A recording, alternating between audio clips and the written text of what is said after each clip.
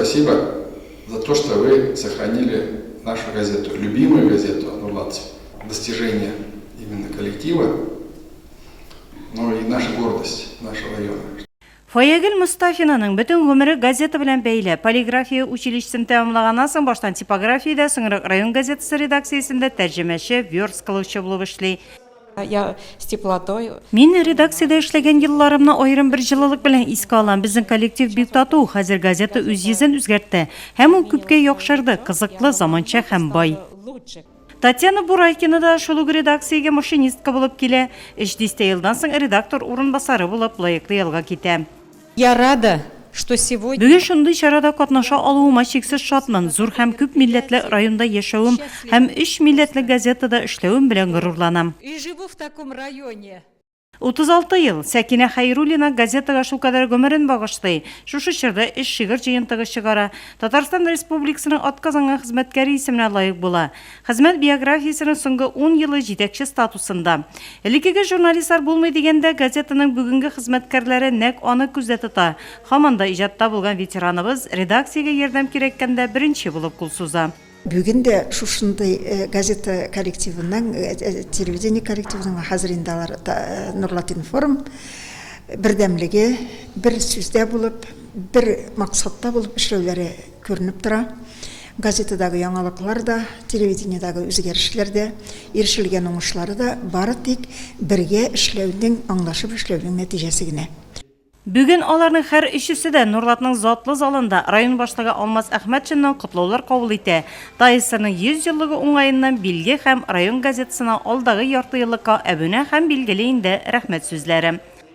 Оставайтесь примером для молодежи, и у вас питали любовь к своему делу, стремление идти вперед, и в дальнейшем, чтобы также оставалось.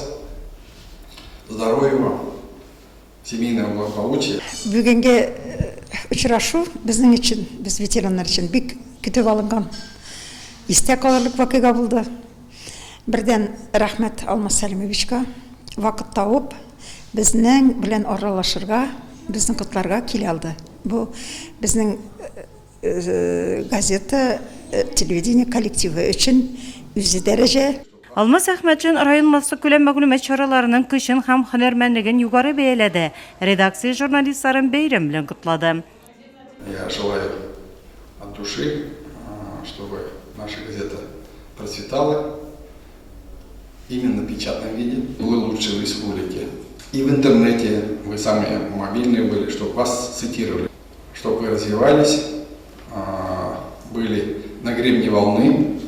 Буыннан буынга күчүче традицияләрне саклау, объективлык, шул ук вакытта позитив караш, заман белән бер атымда атлау бу таләп тә киңәштә.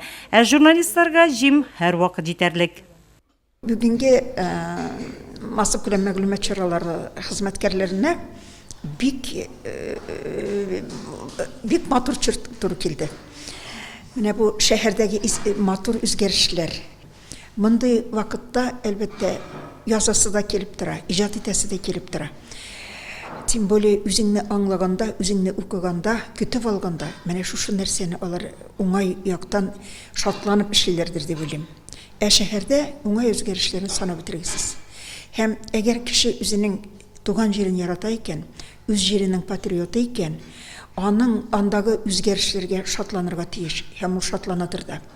Һәм безнең менә һәр җитәкче үзен калдырса, менә Алмаз Сәлимовичның бу шәһәрдә калдырган изе еллар, дистә еллардан соң да аңа ишекне, Нурлатның ишеген киң ачып, рәхим итегез дип каршы алырлык үзгәрешләр булачак.